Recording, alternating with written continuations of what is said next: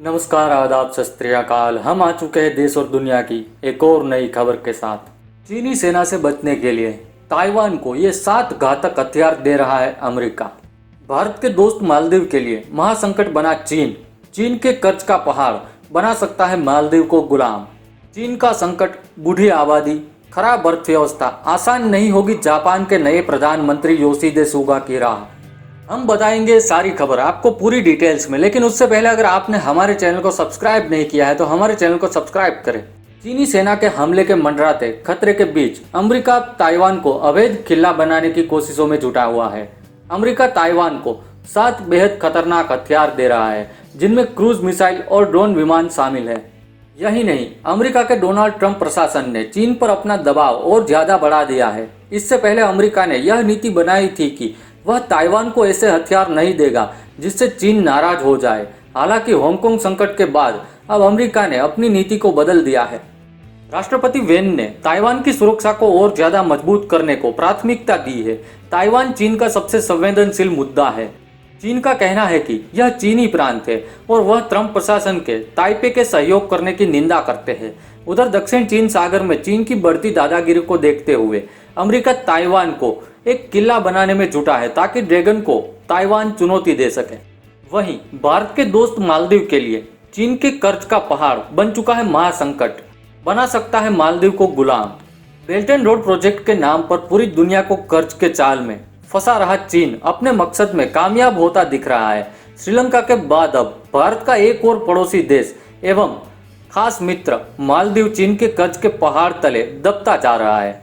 मालदीव सरकार के मुताबिक देश पर चीन का लगभग $3 अरब से ज्यादा का भारी भरकम कर्ज है, वह भी तब जब मालदीव की पूरी अर्थव्यवस्था करीब $5 अरब की है। कोरोना संकट में अब मालदीव को डिफॉल्ट होने का डर सता रहा है। मालदीव की पूरी अर्थव्यवस्था पर्यटन पर निर्भर करती है। कोरोना वायरस संकट की वजह से मालदीव के पर्यटन सेक्टर पर बहुत बुरा असर पड़ा है। मालदीव को टूरिज्म से हर साल करीब $2 अरब की कमाई होती है, लेकिन कोरोना की वजह से इसमें 1/3 की कमी आई है। अगर कोरोना वायरस इसी प्रकार बना रहा तो मालदीव को इस साल लगभग $70 करोड़ का नुकसान उठाना पड़ सकता है और चीन के कर्ज के जाल में मालदीव फंस सकता है। इसमें आगे है जापान की बात। चीन का संकट, बूढ़ी आबादी और खराब अर्थव्यवस्था आसान नहीं होगा जापान के नए प्रधानमंत्री योशिहिदे सुगा के लिए प्रधानमंत्री बनना।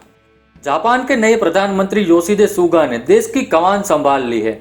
योशिहिदे का कहना है कि आने वाले समय में चीन समेत एक साथ कई मोर्चों पर चुनौतियों से जूझना होगा। इनमें एक प्रमुख चुनौती यह भी है कि विश्व की तीसरी सबसे बड़ी अर्थव्यवस्था की प्रगति की रफ्तार को कैसे बरकरार रखा जाए, क्योंकि इसकी आबादी बूढ़ी होने के साथ ही कम होती जा रही है।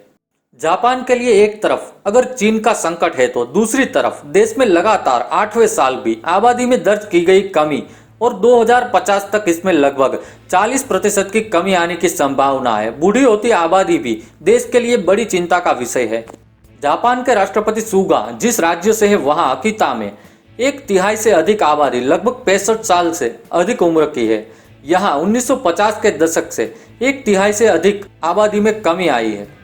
चीन और जापान में पूर्वी चीन सागर में स्थित द्वीपों को लेकर आपस में विवाद है। दोनों देश इन निर्जन द्वीपों पर अपना दावा करते हैं, जिन्हें जापान में सेनकाकू और चीन में डियाओस के नाम से जाना जाता है। इन द्वीपों पर 1972 से ही जापान का प्रशासन है। वहीं चीन का दावा है कि ये द्वीप उसके अधिकार क्षेत्र में आते हैं और जापान को अपना दावा छोड़ देना चाहिए। इतना ही नहीं, चीन की कम्युनिस्ट पार्टी तो इस पर कब्जे के लिए सैन्य कार्रवाई तक की धमकी दे चुकी है। तो ये थी देश और दुनिया की आज की खबरें। फिर मिलेंगे देश और दुनिया की नई खबरों के साथ, तब तक के लिए गुड बाय।